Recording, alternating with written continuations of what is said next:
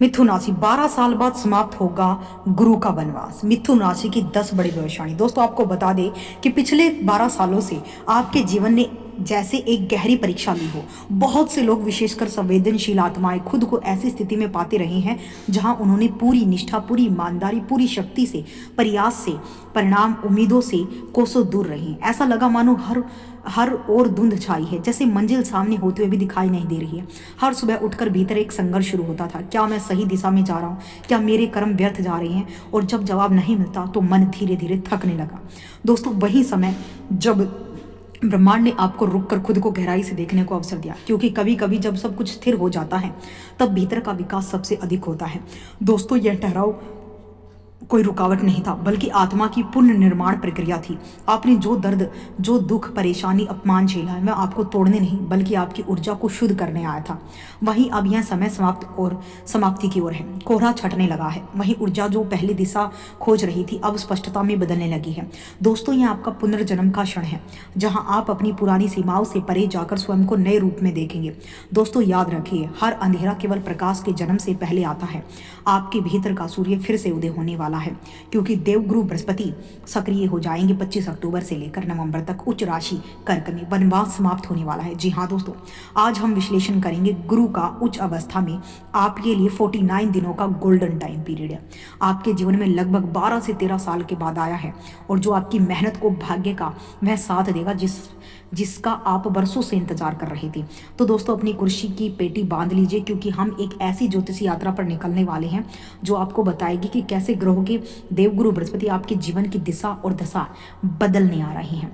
दोस्तों इसे पूरे राशिफल को जो आधार है, जो सबसे बड़ी, सबसे शक्तिशाली, सबसे शुभ घटना है, वह देवगुरु बृहस्पति का गोचर है। आइए इसे थोड़ा विस्तार से समझते हैं, और मिथुन राशि, मिथुन लगन वालों पर इसका क्या प्रभाव, क्या खास प्रयोग होने वाला है। बृहस्पति सिर्फ एक ग्रह नहीं, उन्हें देवताओं का गुरु कहा गया है। वहीं ज्योतिषी में ज्ञान, विवेक, धन, भाग्य, संतान, धर्म के कारक हैं। हमारे सौरमंडल के सबसे विशाल ग्रह, जिनकी गुरुत्वाकर्षण शक्ति पृथ्वी से 2.5 गुना ज्यादा है, वह जब भी अपनी चाल बदलते हैं तो हर व्यक्ति के जीवन पर गहरा प्रभाव डालते हैं। दोस्तों बृहस्पति ईश्वर के आशीर्वाद का प्रतीक है, और आपके जीवन में वो एंट्री हो चुकी है। देखिए बृहस्पति, स्क्रीन पर आप देख पा रहे होंगे मिथुन लगन की चंद्र कुंडली। बृहस्पति आपकी कुंडली में सप्तम भाव के साथ साथ कर्म स्थान के भी स्वामी बनते हैं। बृहस्पति का कर्क राशि में गोचर, उच्च अवस्था में बृहस्पति का आना आपके धन भाव में हो रहा है। धन भाव में बृहस्पति के गोचर को बहुत ही अच्छे परिणाम देने वाला माना जाता है।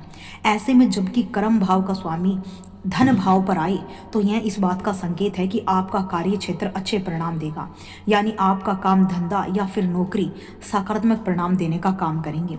विशेषकर आर्थिक मामलों में बृहस्पति का यह गोचर आपको बहुत अच्छे परिणाम देना चाहेगा। पारिवारिक सुख समृद्धि को बढ़ाने में भी बृहस्पति का यह गोचर काफ़ी अच्छे परिणाम दे सकता है। यदि उम्र विवाह की है और विवाह के लिए कोशिश भी की जा रही है तो इस गोचर की अवधि में सकारात्मक परिणाम देखने को मिल सकते हैं। संतान से संबंधित मामलों में भी बृहस्पति का यह गोचर बहुत ही सकारात्मक परिणाम देने वाला माना गया है। यह गोचर प्रतिस्पर्धियों से आगे ले जाने का काम करेगा। दान, पुण्य, परोपकार में आपका रुझान बढ़ सकता है। संपत्ति से संबंधित मामलों में भी आपको अच्छे परिणाम मिल सकते हैं। सप्तम भाव के स्वामी का उच्च का होना भी एक सकारात्मक बिंदु है। यह दाम्पत्य सुख में अनुकूलता देगा। व्यापार व्यवसाय से जुड़े हुए लोगों को भी काफी अच्छे परिणाम दे सकता है। उपाय के तौर पर घर के आसपास की सड़क में यदि कोई गड्ढा है तो उसे बंद करवाना, अपने सामर्थ्य के अनुसार दान दक्षिणा करते रहना उपाय की तरह काम ही करेगा। साथ ही आप अब देवगुरु बृहस्पति की अमृत दृष्टियों के बारे में विस्तार से जानते हैं। साथ ही देखिए देवगुरु बृहस्पति उच्च के होकर अगले 49 दिन तक आपके धन भाव में बैठकर आपके छठे भाव पर दृष्टि डालेंगे, जहां पर 8 नंबर लिखा अपने ही घर पर।